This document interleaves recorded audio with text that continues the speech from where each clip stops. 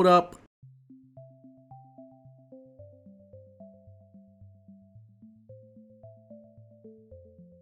Hello, and welcome to the ICSCS beta stream.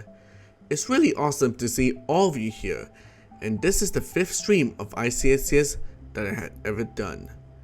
In the last ICSCS stream, I've shown what's possibly the biggest update to ICSCS, the pre-beta update, also known as the management update, where it changes most of the architecture as well as introducing new features to the game, where employees and maintenance have more things to do. At this point, ICSCS is almost done, as it's making its way towards the full release. Almost every feature that ICSCS had been implemented are here, except for one thing. It's the 10th and final event, or the meltdown, as what the community would mostly refer it as. This event won't be the only thing coming to the beta update, known as the Devastation update, but there are also side features accompanying it as well.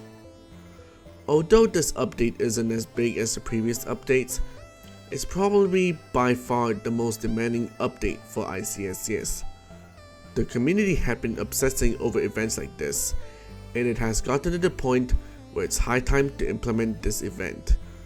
I can't implement this event from the very beginning of the game's development, as I haven't ironed out all of the features for this game yet. Without further ado, let's head into the side features that are included in beta. The side features mostly consist of suggestions from the community, from my Discord server, as well as those sent via the in-game feedback system. I haven't really read the Trello board that much because it got so overwhelming for me after the game blew up. Now they're finally done, it's time to showcase them. However, the 10th and final event will come after showcasing the side features. Anyways, let's get right into it.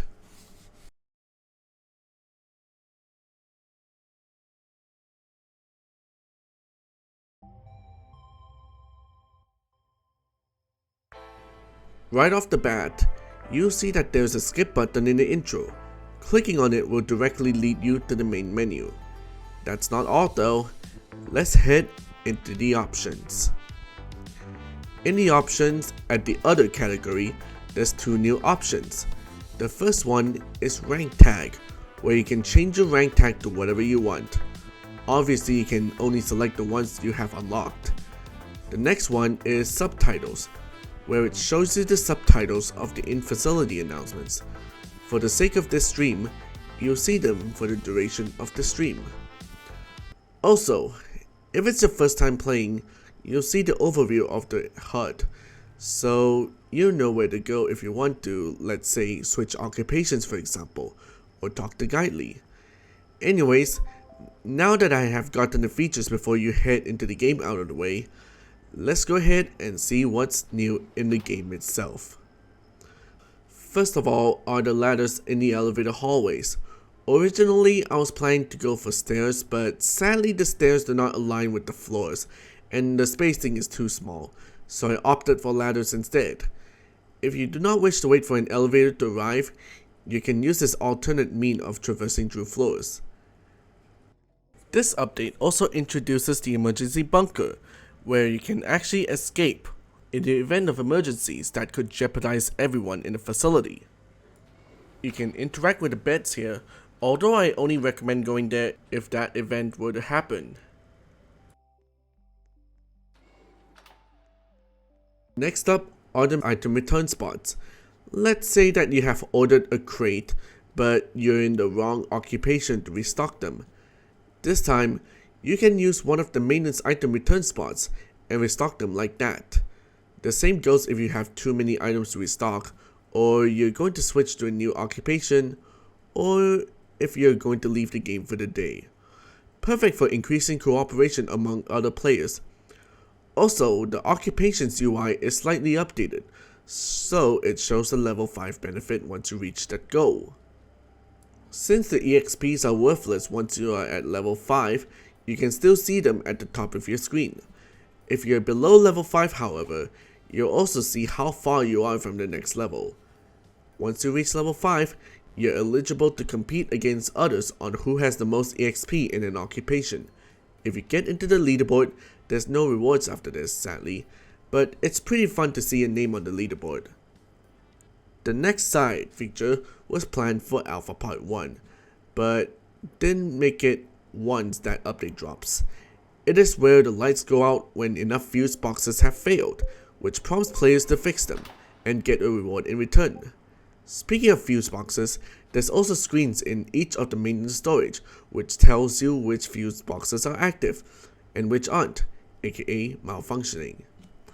There's also an update with the ICU app in Columns OS where you can now cycle through cameras instead of having to enter and exit different cameras. And if you're in the security occupation, you can still use the ICU app on the column note.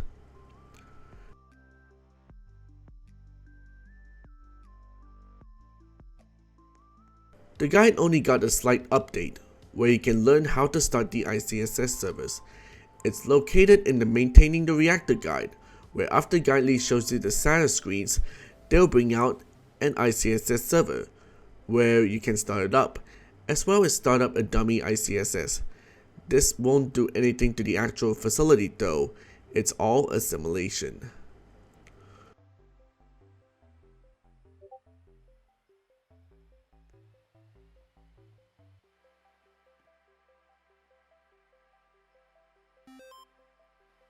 Also, if you wish to play in the maintenance occupation and then you found an employee task, you can let the employees know about it.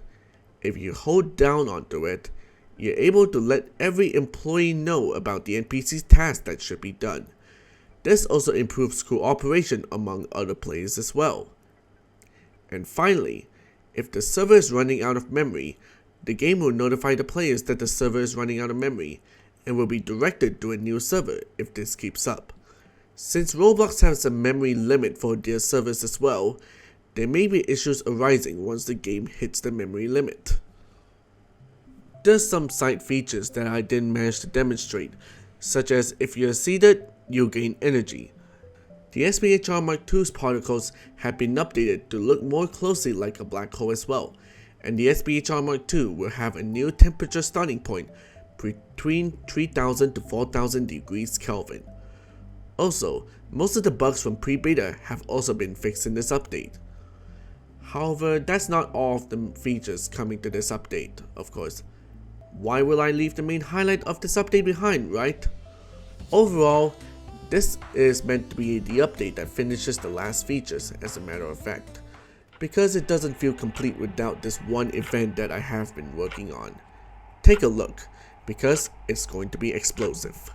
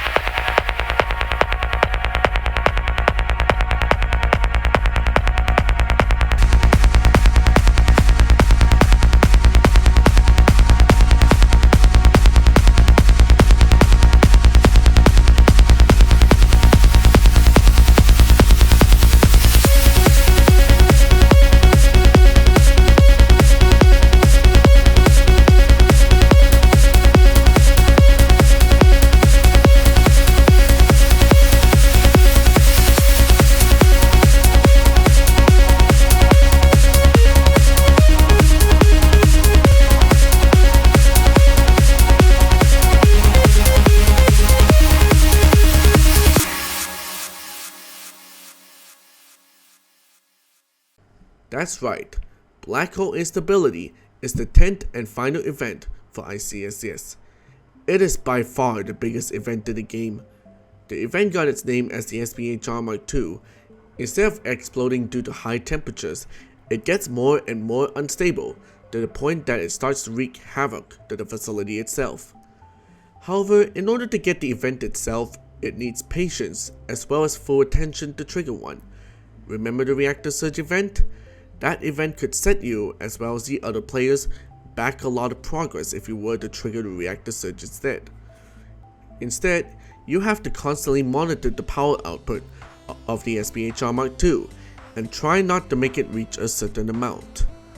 Once you have reached a certain threshold, the SPHR Mark II stability will drop, which will make it more unstable. The event will trigger at around 0 to 10% stability if kept at it constantly. The black hole instability will be hard to trigger because this game isn't just about the SPHR Mark II. Anyways, without further ado, let's get right into it. This is the final event coming to ICSCS. Urgent announcement, the SPHR Mark II stability is now at its lowest state. Please try to cool down the SPHR Mark II as fast as possible, or prepare for evacuation. This is a final warning before the SPHR Mark II is at risk of instability. Here I am, showing the final event coming to ICSCS, known as the black hole instability. As you can see, the SPHR Mark II is really getting more and more unstable because the temperature is at a higher amount. The event won't trigger because of the temperature, but rather it depends on the SPHR Mark II stability. Right now, the game is playing an ominous eerie since it would be wrong to put cheerful background music over a facility going to blow up. Anyways, any second now and...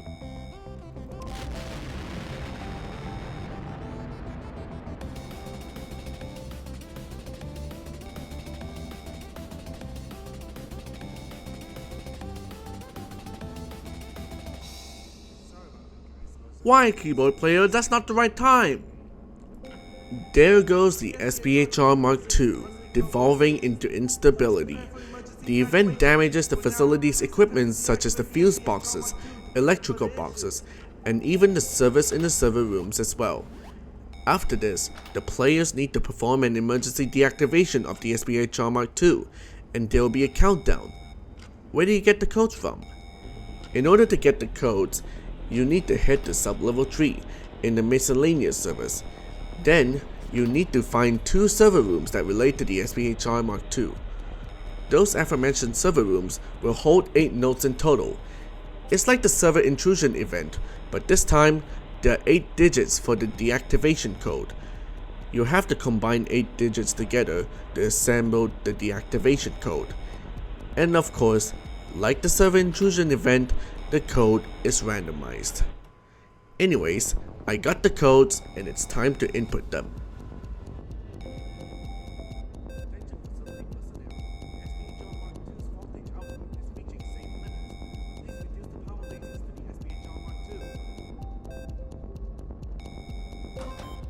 Well, simple, right? Nope. Let's say that you're playing with multiple people and then you finally found the code. There's another obstacle to tackle, and that is fixing the mess that the initial explosion had made, which damaged the facility equipment. The deactivation status checks if there's enough fuse boxes and electrical boxes running, as well as the server availability in order to proceed with the deactivation sequence. Since I'm alone in the server, I can just simply initiate the deactivation sequence and...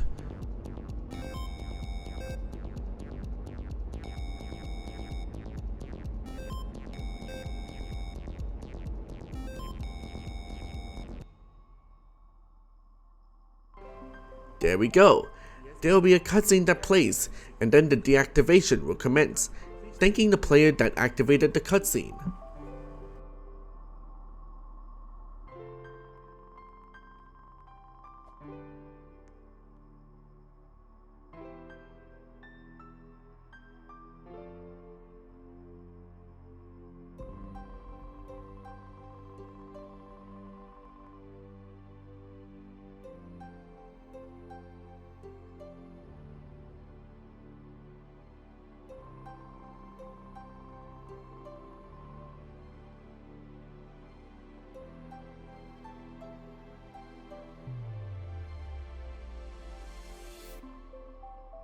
The SBHR Mark II's deactivation sequence has failed.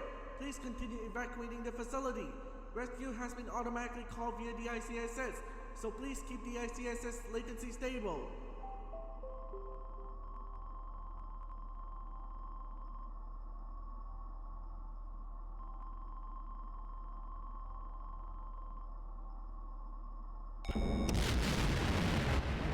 Uh-oh, seems like the deactivation doesn't work this time. Now we gotta escape, and there are multiple methods to escape the facility. From the top side to the emergency bunker, you can choose if you want to escape or go down with the facility. Do not worry, the deactivation chance will increase every time it fails, and will reset every time it succeeds. The base deactivation chance is a 50-50 chance, but the success rate will increase every time the deactivation fails. Anyways, let's head into the ICSS servers.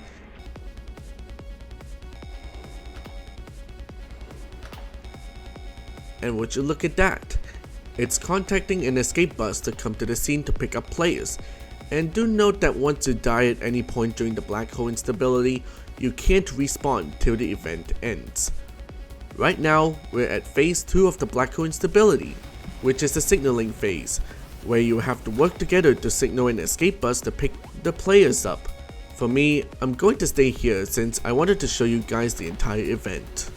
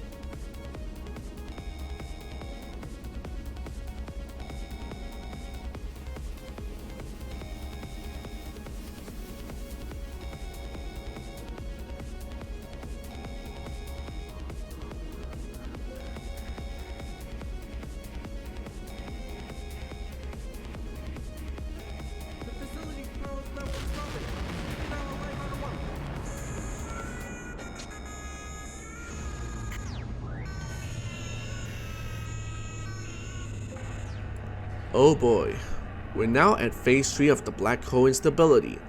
The first phase is the deactivation phase, the second phase is the signaling phase, and the third and final phase is the escaping phase. Once phase 3 starts, there's no turning back in trying to fix anything. Signaling an escape bus is impossible now unless the escape bus had already been signaled before the power goes out. The only thing to do during this time is to escape, while there are rocks falling onto players after every explosion. You can also rescue NPCs that are still inside the facility and direct them to the emergency bunker. They'll follow you behind and you'll earn reputation as a result. The same goes for a successful SBHR Mark II deactivation as well, which awards the highest amount of reputation by 50. Unfortunately, this isn't the case anymore since the deactivation sadly failed.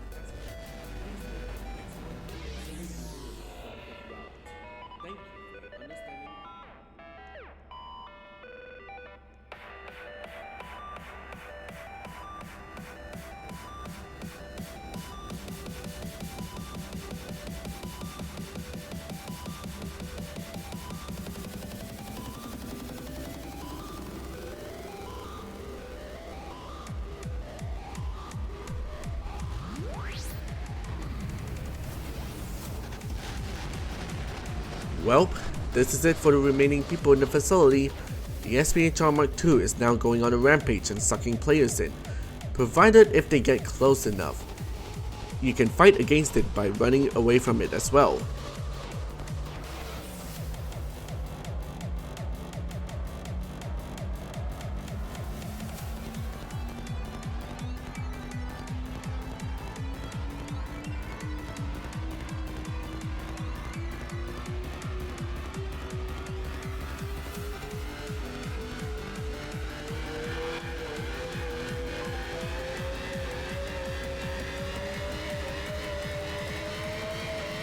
And then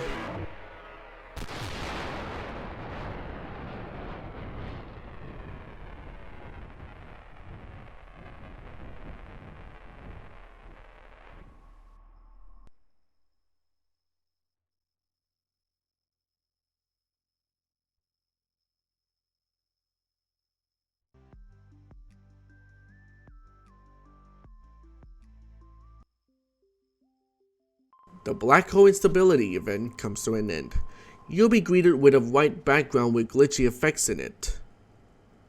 And then an ending plays. That's one of the endings that you can get in the next update. And there are 8 endings in total to get. There's one ending if the deactivation of the SPHR Mark II is successful, and 7 endings depending where your last location was after the explosion of the SPHR Mark II.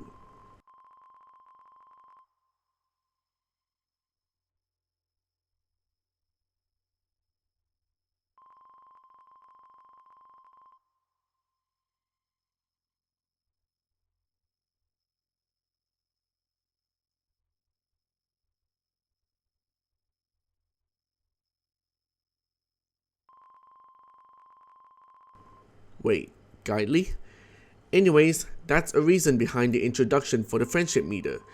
Basically, if you have a high enough friendship meter with Guidely, the ending may be altered to include them.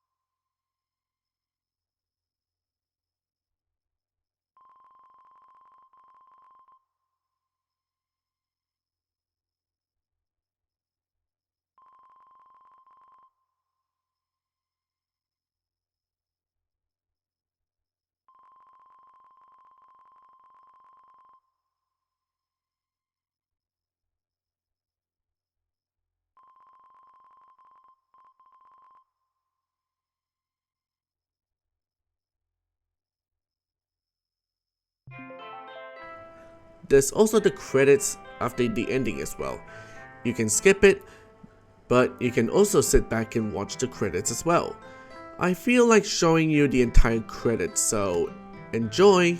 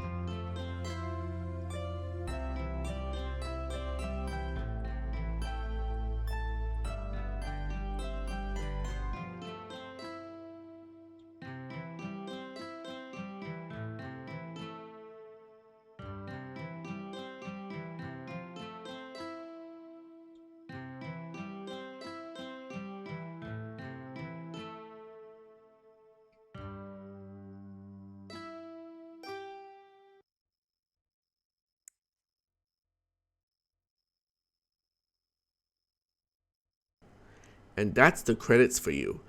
After this, whether if you skipped it or not, it'll fade to black and you'll be back to the facility.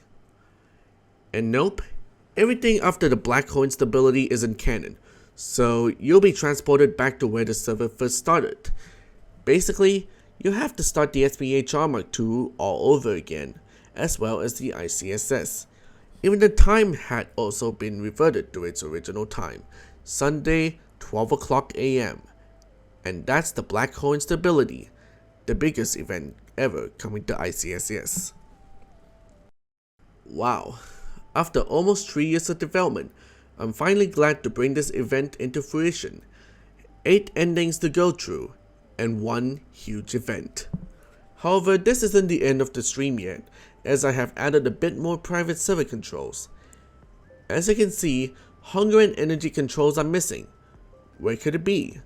They're all moved to player controls, where you can control the hunger and energy, as well as modify a player's humanoid in the process. There's also a new control as well, called Facility Controls. You can toggle the lights and alarms as well as the internal transit. The lights and alarms are self-explanatory, while toggling the internal transit gets rid of the trains, and if you toggle them back on, the internal transit will start again, and the train will immediately arrive at Station Alpha. There's also the SPHR Mark II controls, where you can lock the startup and lock maintenance mode if you want to, but do note that it also disables badges and saving. There will be an option to set the SPHR Mark II temperature as well, but right now I can't include it in the initial beta update release. Why? Since the black hole instability is also coming to the update, I want you guys to experience it naturally first, since I'm well aware that people could use that to trigger the event immediately, and the event can't be triggered in the event controls. To compensate, the SPHR Mark II's temperature will rise twice as fast, just for 2.1. Once 2.1.1 comes, the control will become available, and the SPHR Mark II's temperature rate will be back to normal. And finally, there's the ICSS controls. You can pause the latency to prevent the screens utilizing ICSS from updating, and you can also resume them as well. There's also an option to add to the latency in order to simulate latency lag to the screens. And that's all of the new private server controls. There may be more private server controls coming in 2.1.1, but for now, that's all for this update. Wow, what a ride it has been in making this update. This update concludes the features that ICSS is going to offer. Even though this update isn't the biggest, I'm pretty sure it's the most demanding one overall. To recap, there's side features that complement the update, since I can't just only put in the event and that's it. And of course, the spotlight of this update, the black hole instability. An event with 8 endings to experience, and while it's hard to get, it'll be worth it in the end. This update will also introduce 12 new badges, with 3 being the milestone badges and 9 relating to the black hole instability. There will also be 9 new OSTs as well, although one of it had already been included in the pre-beta version of ICSCS, which is a slight teaser of what's to come for beta. Of course, you may be wondering when is the next update going to arrive. Well, since there's nothing else to add to the update right now, the update may come out on June 15, 2024. The update date may change depending on the circumstances. Anyways, there's a trailer for the update. Take a look.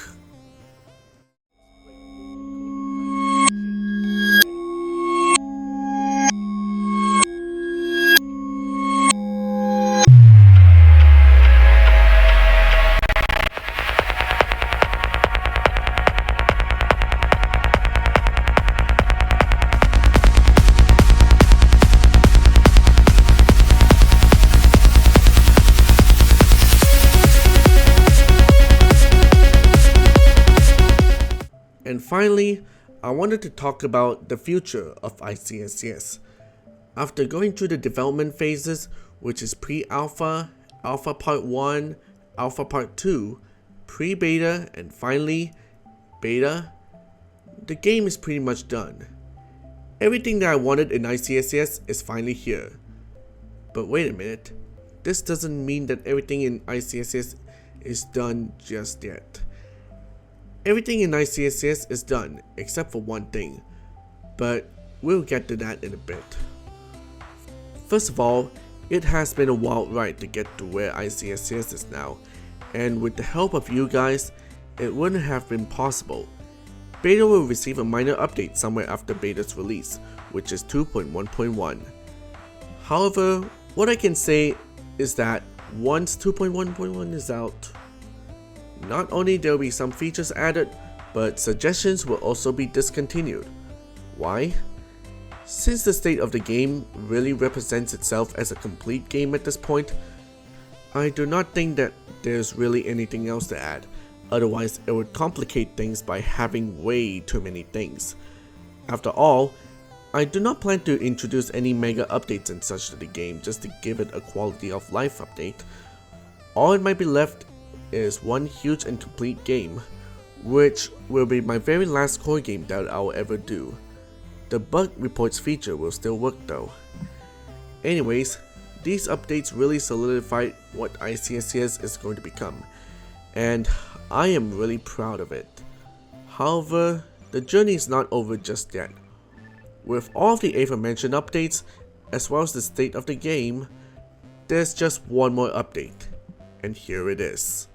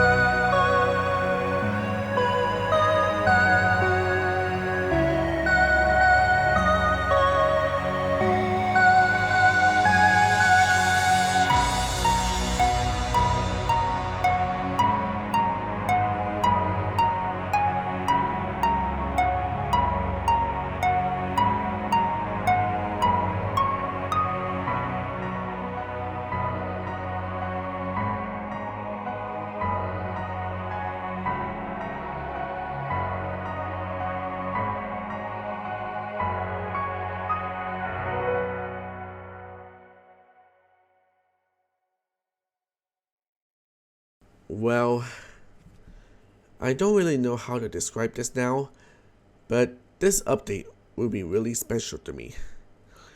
Anyways, that's right.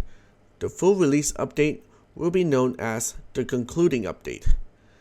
This update in particular is going to be my favorite update to work on, and I hope you enjoy it as well.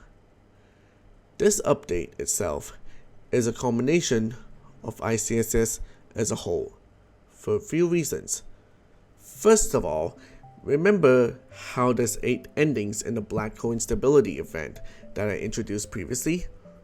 What if I tell you there's one more ending to add to it?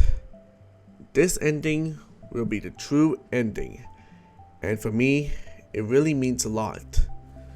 Secondly, as you had watched the video that came before it, Guiley actually has a backstory.